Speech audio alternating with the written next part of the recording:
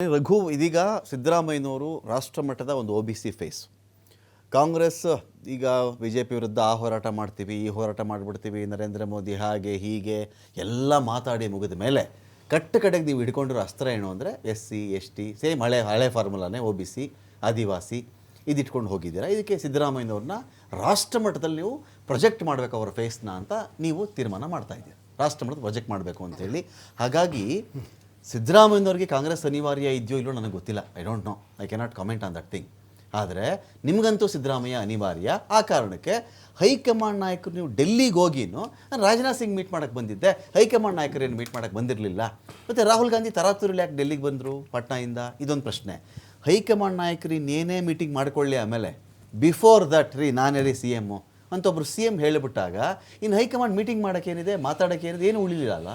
ಹೈಕಮಾಂಡ್ಗೆ ಚೆಕ್ಮೇಟ್ ಅಲ್ವಾ ಇದು? ಅಲ್ಲ, ನೀವು ಎರಡು ವಿಚಾರವನ್ನು ನಾವು ಮಾತಾಡ್ತಾ ಇದ್ದೀವಿ. ಮೊದಲು ಇವರು ಕೇಳಿರ್ತಕ್ಕಂಥ ಪ್ರಶ್ನೆಗೆ ಒಂದು ಉತ್ತರ ಕೊಟ್ಬಿಡ್ತೇನೆ. ಕನ್ನಡದಲ್ಲಿ ಒಂದು ಗಾದೆ, ನರಿ ಯಾವಾಗ್ಲೂ ತೋಟಕ್ಕೆ ಹೋಗ್ಬಿಟ್ಟು ಇದನ್ನ ಹಣ್ಣು ಕಿಲೋ ಇದು ದ್ರಾಕ್ಷಿ ಹಣ್ಣು ಎಟ್ಕಿಲ್ಲ ಅಂತ ಹೇಳಿ ಹುಳಿ ಅಂತ ಹಚ್ಕೊಳ್ತಂತೆ. ಸೊ ಅಂದ್ರೆ ಬಿಜೆಪಿಯವರು ಕಾಂಗ್ರೆಸ್ ಸರ್ಕಾರದ ಸಾಧನೆಗಳನ್ನ ಸಹಿಸಲಾಗದೆ ಅವರ ವಿರೋಧ ಪಕ್ಷವಾಗಿ ಏನು ಒಂದು ಸ್ಟ್ರಾಂಗ್ ಅಪೋಸಿಷನ್ ಆಗದೆ ವಿಫಲರಾದಾಗ ಆಬ್ವಿಯಸ್ ಆಗಿ ಈ ರೀತಿಯ ಸ್ಪೆಕ್ಯುಲೇಟಿವ್ ಮೆಸೇಜ್ಗಳನ್ನ ಬಿಡೋದು ಈ ಆರೋಶಕ್ ಅವರು ಶುರು ಮಾಡಿದ್ರು. ಇತ್ತೀಚೆಗೆ ಇಷ್ಟು ದಿನ ಇರಲಿಲ್ಲ, ಅವರು ಕರೆಕ್ಟ್ ಆಗಿರ್ತಿದ್ರು. ಸೊ ಅವ್ರು ಏನ್ ಮಾಡ್ತಾರೆ, ಇತ್ತೀಚೆಗೆ ಹೊಸ ಸ್ಪೆಕ್ಯುಲೇಟಿವ್ ಮತ್ತು ಇಮ್ಯಾಜಿನೇಟಿವ್ ನ್ಯೂಸ್ಗಳನ್ನ ಕ್ರಿಯೇಟ್ ಮಾಡ್ತಾ ಇದ್ದಾರೆ. ಯಾಕೆಂದ್ರೆ ಅದು ಅವ್ರು ಸಕ್ಸಸ್ ಆಗಬೇಕು, ಆ ಸೀಟ್ ಕುರ್ಚಿ ಉಳಿಸ್ಕೊಳ್ಳೋಕ್ಕೋಸ್ಕರ ಮಾಡ್ತಾ ಇರ್ತಕ್ಕಂಥ ಗಿಮಿಕ್ ಅದು. ಸೊ ಅದರಿಂದ ನಾನು ತುಂಬಾ ಇನ್ ಡೀಟೇಲ್ ಹೋಗಲ್ಲ. ನಮ್ಮ ಮಿತ್ರರು ಏನೋ ಹಲವಾರು ವೈಫಲ್ಯಗಳ ಬಗ್ಗೆ ಮಾತಾಡ್ತಾ ಇದ್ರು. ಏನು ಇನ್ನು 21,000 ಇದು ಸೋರ್ತಾ ಇದಾವೆ ಅಂತೇಳಿ. ಸ್ವಾಮಿ, ಅದ್ ಬಿಟ್ಟೋಗಿರೋದ ನೀವು ತೂತ್ ಮಾಡಿ ಬಿಟ್ಟೋಗಿರೋದ ನಾವು ಮುಚ್ಕೊಂಡ್ ಬಂದಿದ್ದೀವಿ. ಬಿಜೆಪಿ ಅವರು ಮಾಡಿರ್ತಕ್ಕಂಥ ಬಸ್ಸು ಗುಜ್ರಿ ಬಸ್ ಬಿಟ್ಟೋಗಿದ್ರು, ಈ ಹೊಸ ಬಸ್ ಹಾಕಿದೀವಿ. ಗುಜ್ರಿ ಸ್ಕೂಲ್ಗಳು ಬಿಟ್ಟೋಗವ್ರೆ. ನಾವಿವಾಗ 4,500 ಇಂಗ್ಲಿಷ್ ಮೀಡಿಯಂ ಸ್ಕೂಲ್ ಸ್ಟಾರ್ಟ್ ಮಾಡಿದ್ದೀವಿ. 5,000 ಕರ್ನಾಟಕ ಪಬ್ಲಿಕ್ ಶಾಲೆಗಳನ್ನ ಸ್ಟಾರ್ಟ್ ಮಾಡಿದ್ದೇವೆ. 9,500 ರೂಮ್ಸ್ ಗಳನ್ನ ಕಟ್ಟಿದ್ದೇವೆ.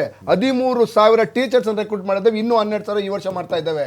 ಇದು ನಮ್ಮ ಒಂದು ಇಲಾಖೆಯ ಒಂದು ಸಾಧನೆಗಳು. ನಾನು ಇವತ್ತು ಇದು ನಮ್ಮ ಸರ್ಕಾರದ ಸಾಧನೆ ಎಲ್ಲ, ಇನ್ನೊಂದಿನ ಚರ್ಚೆ ಮಾಡೋಣ. ಬಟ್ ಇವತ್ತು ರಾಜಕೀಯವಾಗಿ ಚರ್ಚೆ ಮಾಡೋದೇನು ಅಂತಂದ್ರೆ, ಇವಾಗ ಸಿದ್ದರಾಮಯ್ಯನವರು ಒಂದು ಕಾಂಗ್ರೆಸ್ ಪಕ್ಷ ಯಾರ ನಾಯಕರು ನಮ್ಮ ಕಾಂಗ್ರೆಸ್ ಪಕ್ಷ 7 ಬೀಳುಗಳನ್ನು ಆಲ್ರೆಡಿ ನೋಡಿದ್ದೆ. 413 ಸೀಟ್ಗಳನ್ನು ಗೆದ್ದಿದ್ದು ನೋಡಿದ್ದೇವೆ, 43 ಬಂದಿರೋದು ನೋಡಿದ್ದೇವೆ. ಲೀಡರ್ಸ್ ಬರ್ತಾರೆ ಹೋಗ್ತಾರೆ, ಆಯಾ ಕಾಲಕ್ಕೆ ತಕ್ಕಂತೆ ಹೊಸಬ್ರು ಬರ್ತಾ ಇರ್ತಾರೆ, ಹೊಸಬ್ರು ಹೋಗ್ತಾ ಇರ್ತಾರೆ. ಸಿದ್ದರಾಮಯ್ಯನವರು ಕೇವಲ ಒಂದು ಸಮುದಾಯಕ್ಕೆ ಅಥವಾ ಒಂದು OBCಯ ಲೀಡರ್ ಅಲ್ಲ. ಸಿದ್ದರಾಮಯ್ಯ ಒಬ್ಬ ಸ್ಟೇಟ್ಸ್ಮನ್.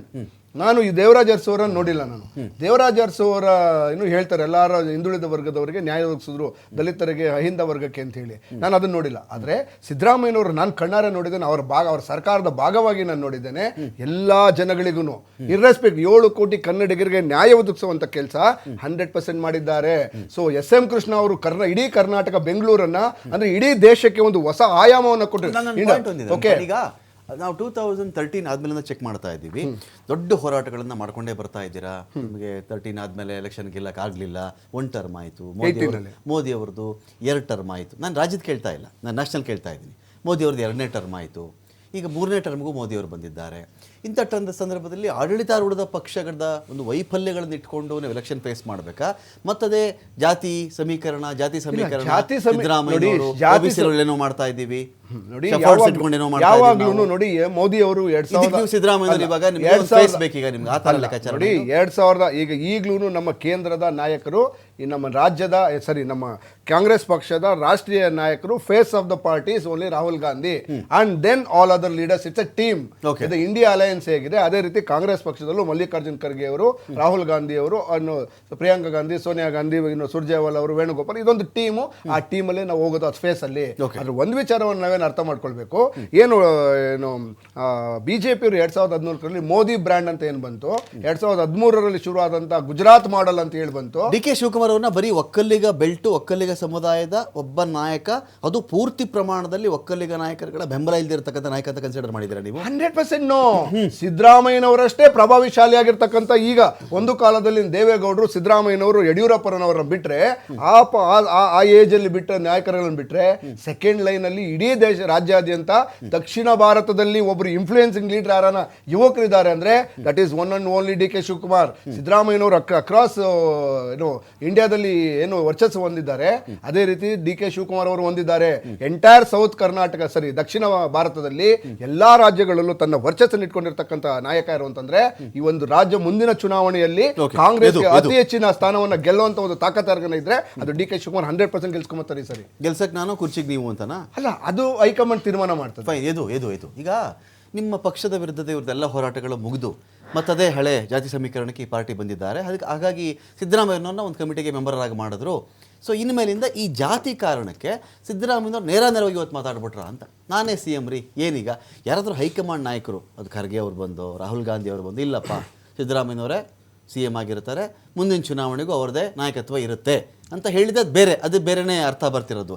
ನಾನೇ ಅಂತ ಹೇಳಿದಾಗ ಈಗ ಸಿದ್ದರಾಮಯ್ಯನವ್ರಿಗೆ ಈ ರಾಹುಲ್ ಗಾಂಧಿ ಖರ್ಗೆ ಅವ್ರು ಹೈಕಮಾಂಡ್ ಇದ್ದಾರಾ ಅಥವಾ ಅವ್ರಿಗೆ ಇವರೇ ಹೈಕಮಾಂಡ ಈಗ ಅಂತ? One has to taste his own medicines. ಕೆಲವು ಟೈಮ್ನಲ್ಲಿ ಅವ್ರ ಮೆಡಿಸಿನ್ಸ್ ಅವರೇ ಟೇಸ್ಟ್ ಮಾಡಬೇಕಾಗುತ್ತೆ. Okay. ಯಾಕಂದ್ರೆ 2009 ಕೆಲವರು ಖರ್ಗೆ ಅವರು ಇದ್ರು, ಅವ್ರಿಗೊಂದು ವೇದಿಕೆ ಸಜ್ಜು ಮಾಡಿ ಕಳಿಸಿದ್ರು.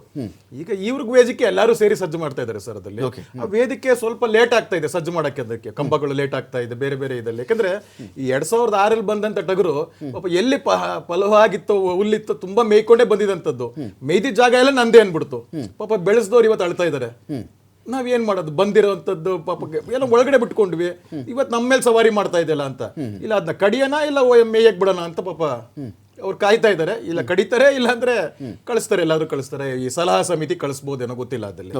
ನಾ ಕೇಳ್ತಾ ಇರೋಂಥದ್ದು ಇಂಡಿಯಾ ಅಲಯನ್ಸ್ ಅಂತಾರೆ. ಇನ್ನ ಇದೆಯಾ ಸರ್ ಇಂಡಿಯಾ ಅಲಯನ್ಸ್? ಅದು ಗೊತ್ತಿಲ್ವಲ್ಲ. 2024 ಅಲ್ವಾ ಅದು? ಅದಕ್ಕೋಸ್ಕರನೇ ಎಲೆಕ್ಷನ್ಸ್ ಅಂತಾನೆ ಮಾತ್ರ ಮಾಡ್ಕೊಂಡು ಇನ್ನ ಇದೆಯಾ ಅಲ್ಲಿ? ಇಲ್ವಲ್ಲ, ಯಾವುದಕ್ಕೂ ಇಲ್ಲ. ಮತ್ತೆ ಇವ್ರು ಹೇಳ್ತಾ ಇರುವಂತದ್ದು ಸರ್, ಸಮಾಜದ ಮುಂದೆ ಹೇಳಿದ್ರು ನನಗೆ ಪೆನ್ ಬೇಕು, ಪೇಪರ್ ಬೇಕು ಅಂತ. ಸಿದ್ದರಾಮಯ್ಯ ಇರೋದು ಕ್ಲಿಯರ್ ಆಗಿ ಹೇಳ್ಬಿಟ್ರು, 1 or 2 ಅಂತ. ಅಂದ್ರೆ ಒಬ್ಬ ಪೆನ್ಗೊಬ್ಬ ಇಲ್ಲ ಪೇಪರ್ಗೊಬ್ಬನ? ಒಬ್ಬ ಪೆನ್ಗೆ ರಂಗನಾಥ್, ಕುಣಿಗಲ್ ರಂಗನಾಥ್, ಪೇಪರ್ಗೆ ಇಕ್ಬಾಲ್ ಹುಸೇನು. ಇಷ್ಟೇ ಅಲ್ಲ ಸರ್ ಅದಲ್ಲಿ? ಇಷ್ಟೇನಾ? ಏನ್ ಮುಖ ತೋರಿಸ್ಕೊಂತೀರಿ ನೀವು ಅದಲ್ಲಿ? ಸಮಾಜ ನಿಮ್ಗೆ ಶಕ್ತಿ ಕೊಡ್ತು, ಪಕ್ಷ ನಿಮ್ಗೆ ಶಕ್ತಿ ಕೊಡ್ತು, ಈ ಶಕ್ತಿನ ಅನುಭವಿಸಬೇಕಾಗಿದ್ದು ನೀವು ಸರ್ವಶ್ರೇಷ್ಠರು ಅಂತೀರಾ, ಇದು ಪವರ್ಫುಲ್ ಅಂತೀರಾ. ಇಲ್ಲಿ ಏನು ನಡೀತಾ ಇಲ್ವಲ್ಲ ಅದಲ್ಲಿ? ಪ್ರಾರ್ಥನೆಗೆ ಶಕ್ತಿ ಇದೆ, ಪ್ರಯತ್ನ ಫಲ ಕೊಡದೇ ಇದ್ರು ಅಂತ. ಅದು ಕಾಯಿ ಹೊಡಿಯಕ್ ಮಾತ್ರ ಸರ್, ಅದು ಈಡ್ಗಾಯಿ ಹೊಡಿಯಕ್ ಮಾತ್ರ. ಅದು ಈಡ್ಗಾಯಿ ಹೊಡಿಯಕ್ ಮಾತ್ರ, ನಿಜವಾಗಿ ಅದು ಬರಲ್ಲ ಅದಲ್ಲಿ. ಸರ್ ಇವ್ರು ಕನ್ಸ್ ಕಾಣ್ತಾ ಇರ್ತಾರೆ ಅದಲ್ಲಿ. ಸರ್ ನಾ ಹೇಳುವಂತದ್ದು, who is our high command? AICC ಆದ ಮಲ್ಲಿಕಾರ್ಜುನ್ ಖರ್ಗೆ ಅವ್ರಿಗೇನೆ ಅವರೇ ಅವ್ರಿಗೆ ಇನ್ನೊಬ್ರು ಹೈಕಮಾಂಡ್ ಇದಾರಂತ. ಇವ್ರ ಅಧ್ಯಕ್ಷರಲ್ವಾ? ಒಬ್ಬ ದಲಿತ ನಾಯಕನ ಅಲ್ಲೋ ಕುಂಡ್ರಿಸ್ಬಿಟ್ಟು ಏನು ಅಧಿಕಾರದ ಇಲ್ದ್ರೆ ಕುಂಡ್ರಿಸಿದಾರೆ ಅದಲ್ಲಿ. Who is our high command? First ಅದನ್ನ ತಿಳ್ಕೊಳ್ಳಿ. ಈಗ ಸುರ್ಜೇವಾಲಾ ಅವ್ರು ಬಂದಿರೋಂಥದ್ದು ಮೌಲ್ಯಮಾಪನ ಮಾಡಕ್ಕ, ಇಲ್ಲ ನಿಮ್ಗೆ ಅನುದಾನ ಇಲ್ಲ ಇದು ಇಲ್ಲ ಅಂತ ಏನ್ ಮಾಡಕ್ ಬಂದಿದ್ದಾರೆ ಅವರಲ್ಲಿ? What is it trying to do? Is trying to collection master ಬಂದಿದ್ದಾರಾ, ಇಲ್ಲ ಕಲೆಕ್ಷನ್ ಚೋರಕ್ ಮಾಡಿ ಬಂದಿದ್ದಾರಾ? ನಾನು ಅಹವಾಲುಗಳನ್ನು ಕೇಳ್ತಾ ಇದ್ದೀನಿ, ಅಹವಾಲು ಕೇಳ್ಕೊಂಡು ಅವ್ರಿಗೆ ಏನೇನು ಸಮಸ್ಯೆಗಳಿದೆ ಅದನ್ನ ನಾನು ತಗೊಂಡೋಗಿ ಹೈಕಮಾಂಡ್ಗೆ ತಲುಪಿಸ್ತೀನಿ. ಯಾರ ಮೇಲೆ ಅಹವಾಲು? ಶಾಸಕರದೇ ಅನುದಾನ ಇಲ್ಲ, ಬಿಜೆಪಿ ಮೇಲೆ ಅಲ್ಲಲ್ಲ ರೀ, ಅವ್ರ ಪಾರ್ಟಿಗೆ ಅವರ ಕ್ಷೇತ್ರಗಳಿಗೆ ಸಂಬಂಧಪಟ್ಟ ಅಭಿವೃದ್ಧಿಗೆ ಅಹವಾಲುಗಳು. ಸ್ವಪಕ್ಷೀಯ ತಾನೆ ಅವರೆಲ್ಲ? ಸ್ವಪಕ್ಷೀಯ ತಾನೆ. ಈಗ ನಿಮ್ ಪಾರ್ಟಿ ಬಂದು ಕೇಳ್ಬೇಕಿತ್ತ ಅವರು? ಮತ್ತೆ ಸ್ವಪಕ್ಷೀಯ ತಾನೆ. ಯಾರೋ ಕೇಳ್ತಾ ಇರೋದು ಯಾರು ನಿಮ್ಮನ್ನ? ನೀವು ಸರಿ ಇಲ್ಲ ಅಂತ ಹೇಳ್ತಾ ಯಾರೋ ನಿಮ್ಮವರೇ ತಾನೆ ಅದಲ್ಲಿ. ನಿಮ್ಮವ್ರಿಗೆ ಆನ್ಸರ್ ಮಾಡ್ರಿ ಮೊದಲು, ನಿಮ್ಮವ್ರಿಗೆ ಆನ್ಸರ್ ಮಾಡಿ. ಅವ್ರಿಗೆ ಆನ್ಸರ್ ಮಾಡಕ್ಕೆ ನಿಮ್ಗೆ ತಾಕತ್ತಿಲ್ಲ. ಅವ್ರು ಕೇಳ್ತಾ ಇದ್ದಾರೆ, ಇವ್ರು ಯಾರು ಕೇಳ್ತಾ ಇಲ್ಲ ರೀ. ಅವ ರಾಜು ಕಾಕಿ ಆತ್ಮಹತ್ಯೆ ಮಾಡ್ಕೊಂತೀನಿ ಅಂತ ಅವನ್ನ ನಿಲ್ಸಿ, BR ಪಾಟೀಲ್ ಅವ್ರನ್ನ ನಿಲ್ಸಿ. ಅವ್ರ ಬಾಯಿನೇ ಮುಚ್ಚಕ್ಕಾಗಲ್ಲ, ಇನ್ನು ಹೈಕಮಾಂಡ್ ಬಾಯಿನ ಏನ್ ಮಾಡ್ತಾರೋ ಇದೇನ್ ಮಾಡ್ತಾರೋ ಸರ್? ಕೊನೆಗಿರೋದಂಥದ್ದು ಇಲ್ಲ ಇವ್ರು ಒದ್ದು ಕಿತ್ಕೊಂತಾರೋ, ಇಲ್ಲ ಇವ್ರನ್ನೇ ಒದ್ದು ಓಡಿಸ್ತಾರೋ, ಜನ ನೋಡ್ಬೇಕು ಸರ್, ಅಷ್ಟೇನೆ. Okay fine. ಇದು ಈಗ ನಾನು ಇಲ್ಲಿ ದಿನೇಶ್, ಇಂಥ ವಿಚಾರಗಳಲ್ಲಿ ನಿಮ್ಮ ಫೋಕಸ್ ಅಥವಾ ಪ್ರತಿಪಕ್ಷಗಳ ಫೋಕಸ್ ಯಾವಾಗಲೂ ಕೂಡ ಯಾರು CM ಆಗ್ತಾರೆ, ಯಾರಾಗಲ್ಲ, ಕುರ್ಚಿ ಯಾವಾಗ ಖಾಲಿ ಆಗುತ್ತೆ, ಇದನ್ನ ನೋಡ್ಕೊಂಡು ಕೂತ್ಕೊಳ್ಳೋದೇ ಆಗ್ಬಿಟ್ಟಿದ್ಯಾ ಅಂತ ಸ್ಟೇಟಲ್ಲಿ? ಇಲ್ಲ, ಯಾಕಂದ್ರೆ ಬೇರೆ ಬೇರೆ ವಿಚಾರಗಳು ದೊಡ್ಡ ಹೋರಾಟ. ಪ್ರೆಸೆಂಟ್ ಪರಿಸ್ಥಿತಿಗೆ ಇಬ್ರು ಬೇಡ ನಮ್ಗೆ. ಓಕೆ, ಈಗಿರೋ CM ಬೇಡ, DCM ಬೇಡ, ಬೇರೆ ಇನ್ಯಾರು ಬರಲಿ ಎಮಿನೆಂಟ್ ಆಗಿರೋದು. ಯಾಕಂದ್ರೆ ಒಬ್ರು ಕಲೆಕ್ಷನ್ ಮಾಸ್ಟರ್ ಆಗವ್ರೆ, ಇನ್ನೊಬ್ರು ಪವರ್ಲೆಸ್ ಹಾಕೂತವ್ರೆ. ಯಾಕಂದ್ರೆ ಇವರು ಕುರ್ಚಿಗೆ ಫೆವಿಕಲ್ ಹಾಕೊಂಡು ಕಲೆಕ್ಷನ್ ಮಾಡಿದ್ದಾರೆ. ಅಲ್ಲ, ಇವತ್ತು ವ್ಯವಸ್ಥೆ ಹೆಂಗಾಗಿದೆ ಸರ್. ಇವತ್ತು ನೋಡಿ ಸರ್, ಸಿಂಪಲ್ ಎಕ್ಸಾಂಪಲ್, ಈಗ OC/CC ಕೊಡಲ್ಲ ಅಂತ 2.5 ಲಕ್ಷ ಮನೆಗೆ ಕರೆಂಟ್ ಕೊಟ್ಟಿಲ್ಲ.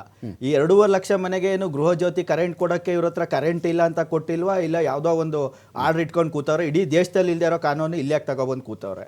ಮತ್ತು ಇನ್ನೊಂದು ನೋಡಿ, ಇವತ್ತು ಈ ಖಾತಾ ಅನ್ನೋದೊಂದು ತಂದ್ಬಿಟ್ಟು ಪ್ರತಿ ತಾಲೂಕುಗಳಲ್ಲಿ ದಂಧೆ ಮಾಡ್ಕೊಂಡು ಕೂತವ್ರೆ. ಎಲ್ಲ 10,000, 20,000, 50,000 ಲಕ್ಷ ಗಟ್ಟಲೆ ವಸೂಲಿ ಮಾಡ್ತಾವ್ರೆ. ಆ ಎಮರ್ಜೆನ್ಸಿ ನೋಡ್ಕೊಂಡು ಯಾರೋ ಒಬ್ರಿಗೆ ಸೆಲ್ ಮಾಡಬೇಕು, ಯಾರೋ ಒಬ್ರು ಬೈ ಮಾಡಬೇಕು, ಇನ್ನೊಬ್ರು ಯಾರಿಗೋ ಕಾಂಪನ್ಸೇಷನ್ ಸಿಕ್ಬೇಕು, ಅದನ್ನ ದಂಧೆ ಈ ಮಾಡ್ಕೊಂಡು ಖಾತಾ ಕೂತವ್ರೆ. ಕೆಟ್ಟದ್ದು.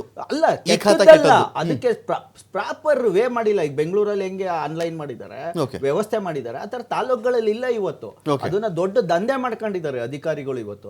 ಮತ್ತೆ ಯಾವುದೇ ಇಲಾಖೆಗಳು ತಗೊಳ್ಳಿ, ಅಧಿಕಾರಿಗಳ ವರ್ಗಾವಣೆನೇ ಒಂದು ದೊಡ್ಡ ಭೂತ ಆಗಿದೆ. ಈಗ ನೀರಾವರಿ ಇಲಾಖೆಯಲ್ಲಿ ನೋಡಿ, ಪ್ರತಿ ಎಲ್ಲ ಇಂಜಿನಿಯರ್ಸ್ಗಳನ್ನ ಯಾವಾಗ ಅಂದ್ರೆ ಅವಾಗ ಎತ್ತಾಕ್ತಾ ಇದ್ದಾರೆ. ಅಂದ್ರೆ ನೀನ್ ತಗಬಾ, ದುಡ್ಡು ತಗಬಾ, ನಿಂಗೆ ಲೆಟರ್ ಮಾಡಿಸ್ಕೋ ಹೋಗು ಅನ್ನೋ ಪರಿಸ್ಥಿತಿಗೆ ಇವತ್ತು ಎಲ್ಲಾ ಇಲಾಖೆಗಳಲ್ಲಿ ಒಂದು ದೊಡ್ಡ ಭ್ರಷ್ಟಾಚಾರ ಆಗಿರೋದ್ರಿಂದ ರೆವಿನ್ಯೂ ಬರ್ತಾ ಇಲ್ಲ. ಸರ್ಕಾರಕ್ಕೆ ರೆವಿನ್ಯೂ ಯಾಕೆ ಬರ್ತಾ ಇಲ್ಲ ಅಂದ್ರೆ ಇವರು ಭ್ರಷ್ಟಾಚಾರ. ಯಾಕಂದ್ರೆ ಎಲ್ಲಾ ಇಲಾಖೆಗಳಲ್ಲಿ ಅಧಿಕಾರಿಗಳನ್ನೇ ವಸೂಲಾತಿ ಕೂರಿಸಿದಾಗ, ಅಧಿಕಾರಿಗಳು ವಸೂಲಾತಿಗೆ ನಿಂತಾಗ ಜನರ ಹತ್ರ ಹಣ ಇಲ್ಲ. ಈಗ ನಿಮ್ಗೆ ಕಡಿಮೆ ಇಷ್ಟು ದುಡ್ಗಾಗದಕ್ಕೆ ನೀನು 2 ಲಕ್ಷ ಕೊಡು, 5 ಲಕ್ಷ ಕೊಡು, 10 ಲಕ್ಷ ಕೊಡು ಅಂದಾಗ ಯಾವನು ಒಂದು ಕನ್ವರ್ಷನ್ಗಳಾಗ್ತಾ ಇಲ್ಲ ಇವತ್ತು ಲ್ಯಾಂಡ್ಗಳು. ಇವೆಲ್ಲ ಪರಿಸ್ಥಿತಿಯಲ್ಲಿ ರಿಯಲ್ ಎಸ್ಟೇಟ್ ಬಿದ್ದೋಗಿದೆ ಇವತ್ತು, ಫ್ಲಾಟ್ಗಳ ಸೆಲ್ ಬಿದ್ದೋಗಿದೆ. ಅದರಿಂದ ರಾಜಸ್ವ ಕಡಿಮೆ ಆಗಿದೆ. ರಾಜಸ್ವ ಕಡಿಮೆ ಆದಾಗ ಏನಾಗ್ತಾ ಇದೆ, ಇವತ್ತು ಮಕ್ಕಳಿಗೆ ಶೂ ಕೊಡಕ್ ದುಡ್ಡು ಇಲ್ವಂತೆ ಇವ್ರ ಹತ್ರ. ಶೂಗೆ ಯಾರೋ ದಾನಿಗಳು ಕೇಳ್ತಾವ್ರೆ ಅಂತ ಈ ಹೀನಾಯ ಪರಿಸ್ಥಿತಿಗೆ ಇವತ್ತು ರಾಜ್ಯ ಸರ್ಕಾರ ಹೋಗಿದೆ. ಮತ್ತೆ ಇನ್ನೊಂದು ಇವ್ರು ಹೇಳ್ಬಿಟ್ರು 12,000 ಶಿಕ್ಷಕರಿಗೆ ಏನೋ ನಾವು ಕೆಲಸ ಕೊಟ್ಬಿಟ್ಟಿದ್ವಿ, ಏನು ಪರ್ಮನೆಂಟ್ ಕೊಟ್ಟಿದ್ದಾರಾ? ಇವತ್ತು ಶಿಕ್ಷಕರಿಗೆ ಕೆಲ್ಸಕ್ಕೆ ಸಂಬಳ ಕೊಡ್ತಾ ಇರೋದು 12,000. ಒಬ್ಬ ಜೈಲಲ್ಲಿರೋ ಕೈದಿಗೆ 17,000. ಅಂದ್ರೆ ಇವತ್ತು ಶಿಕ್ಷಕರಾಗೋದಕ್ಕಿಂತ ಕೈದಿಗಳಾಗೋದು ಉತ್ತಮ. ರಾಜ್ಯದಲ್ಲಿ 17,000 ಒಬ್ಬ ಕೈದಿಗೆ ಸ್ಟೈಫಂಡ್ ಕೊಡ್ತಾರೆ, ಒಬ್ಬ ಶಿಕ್ಷಕನಿಗೆ 12,000 ರೂಪಾಯಿ ಸಂಬಳ ಕೊಡ್ತಾರೆ. ಅಂದ್ರೆ ಇವತ್ತು ಶಿಕ್ಷಕರಾಗೋದ್ರ ಬದಲು ಕ್ರೈಮ್ ಮಾಡಿಕೊಂಡು ಜೈಲಲ್ಲಿ ಇರೋದು ಉತ್ತಮ ಅನ್ನೋದು ಕಾಂಗ್ರೆಸ್ ಮಾತಾಡಿದಾಗ ನಾನು ಸುಳ್ಳು ಇದ್ದೆ ಸ್ವಾಮಿ. ಇವತ್ತು ತೆಗೀರಿ ನೀವು, ಸುಳ್ಳು ಯಾಕೆ ನಾವು ಸುಳ್ಳು ಹೇಳೋದು? ಯಾವುದೇ evidence ಇಲ್ಲದೆ ಮಾತಾಡೋದು. 28,000 ಇದೆ. 28,000 ಇದೆ. ಬೇಸಿಕ್ 28,000 ಇದೆ. ನಾನು ಹೇಳ್ತಾ ಇರೋದು ಕಾಂಟ್ರಾಕ್ಟ್ ಬೇಸಿಸ್ ಇವ್ರು ಕೊಡ್ತಾ ಇರೋದು. ಕಾಂಟ್ರಾಕ್ಟ್ ಅತಿಥಿ ಶಿಕ್ಷಕರು ಹೇಳ್ತಾ ಇದ್ದಾರೆ. ಸರಿ ಅಲ್ಲ, ಬೈಫರ್ಕೇಟ್ ಮಾಡಿ ಹೇಳಿ. ಪರ್ಮನೆಂಟ್ 28,000 ನನ್ನ ತಂಗಿನ ಟೀಚರ್ ಆಗಿ ಜಾಯ್ನ್ ಆಗಿದ್ದಾಳೆ ಮೊನ್ನೆ. 49,500 ಬರ್ತದೆ ಶಿಕ್ಷಕರಿಗೆ. ಕೇವಲ ಆಮ್ ಆದ್ಮಿ ಪಕ್ಷ ನೀವು ಕಾಂಟ್ರಾಕ್ಟ್ ಟೀಚರ್ಸ್ಗಳು ಮಾತಾಡಿ. ಕಾಂಟ್ರಾಕ್ಟ್ ಟೀಚರ್ಸ್ಗೆ 12,000 ರೂಪಾಯಿ, ಒಬ್ಬ ಜೈಲಲ್ಲಿರೋ ಕೈದಿಗೆ 17,000 ರೂಪಾಯಿ ಕೊಡ್ತೀರಾ? ನಾವು ಪಂಜಾಬ್ ಅಲ್ಲಿ ಟೋಟಲ್ 40,000 ಎಂಪ್ಲಾಯ್ಮೆಂಟ್ ಕೊಟ್ಟಿದ್ದೀವಿ ಪರ್ಮನೆಂಟ್. ಇವ್ರ ತರ ಕಾಂಟ್ರಾಕ್ಟ್ ಎಂಪ್ಲಾಯ್ಮೆಂಟ್ ಅಲ್ಲ ಅದು. ಕಾಂಟ್ರಾಕ್ಟ್ ಎಂಪ್ಲಾಯ್ಮೆಂಟ್ ಪಾಪ ಅವ್ರಿಗೆ ಸಂಬಳನೂ ಸರಿಯಾಗಿ ಹಾಕಲ್ಲ, 3 ತಿಂಗಳಿಗೆ ಒಂದ್ಸತಿ ಹಾಕ್ತಾರಂತೆ. ನಾನು ಹೇಳ್ತಾ ಇರೋದು ಕಾಂಟ್ರಾಕ್ಟ್ ಅವ್ರ ಏನ್ ಮನುಷ್ಯರಲ್ವಾ? ಅವ್ರಿಗೆ ಸಂಬಳ ಬೇಡ? ಅವರು ಜೈಲ್ ಕೈದಿಗಳಿಗಿಂತ ಹೀನಾಯನ ಟೀಚರ್ಸ್ಗಳು ಅಂದ್ರೆ. ಅಂದ್ರೆ ಇವರು ಟೀಚರ್ಸ್ಗಳನ್ನ ಆ ಲೆವೆಲ್ ಅಲ್ಲಿ ನಡೆಸ್ಕೊಂಡಾಗ ಅವನು ಪಾಠ ಮಾಡುವಂತ ಮನಸ್ಥಿತಿಯಲ್ಲಿ ಬರುತ್ತೆ. 12,000 ರೂಪಾಯಿ ನಾನು ಒಬ್ಬ ಕೈದಿಗಿಂತ ಕಡಿಮೆ ಸಂಬಳ ತಗೋತೀನಿ ಅಂದಾಗ ಪಾಠ ಮಾಡೋ ಹುಮ್ಮಸ್ಸಲ್ಲಿ ಬರುತ್ತೆ. ಆ ಒಂದು ಹೀನಾಯ ಪರಿಸ್ಥಿತಿಯಲ್ಲಿ ರಾಜ್ಯದ ಅತಿಥಿ ಶಿಕ್ಷಕ ಅನ್ನೋ ಕಾನ್ಸೆಪ್ಟ್ ನ ಇಂಟ್ರೊಡ್ಯೂಸ್ ಮಾಡಿದ್ದು ಇವರು 2023 ಇಂಟ್ರೊಡ್ಯೂಸ್ ಆಗಿದೆಯಾ ಅತಿಥಿ ಶಿಕ್ಷಕ ಅನ್ನೋ ಕಾನ್ಸೆಪ್ಟ್? ಮೊದಲಿಂದಾನು ಇದೆ, ಮೊದಲಿಂದಾನು ತಗೋತಾ ಇದ್ದಾರೆ. ಆದ್ರೆ ನಾನು ಹೇಳ್ತಾ ಇರೋದು ಇವತ್ತಿನ ಸರಿ ಅಂತ ಹೇಳ್ತಿಲ್ಲ, ಹಣದುಬ್ಬರಕ್ಕೆ ನಾವ್ ಹೇಳ್ತಾ ಇರೋದು ಅವ್ರಿಗೊಂದು 22,000 25,000 ರೂಪಾಯಿ ಸಂಬಳ ಕೊಡ್ಬೇಕು. ನಾನು ಹೇಳೋದು ಒಬ್ಬ ಕೈದಿಗಿಂತ ಹೀನಾಯವಾಗಿ ನಡ್ಸ್ಕೊತಾ ಇದ್ದಾರೆ ಅಂದ್ರೆ ಈ ರಾಜ್ಯದಲ್ಲಿ ಕಳ್ತನನೋ ಕೊಲೆನೋ ಮಾಡಿ ಜೈಲಲ್ಲಿ ಬದುಕೋದು ಉತ್ತಮ. ಯಾಕಂದ್ರೆ ಅವ್ರಿಗೆ ಶೆಲ್ಟರ್ ಎಲ್ಲ ಕೊಡ್ತಾರೆ.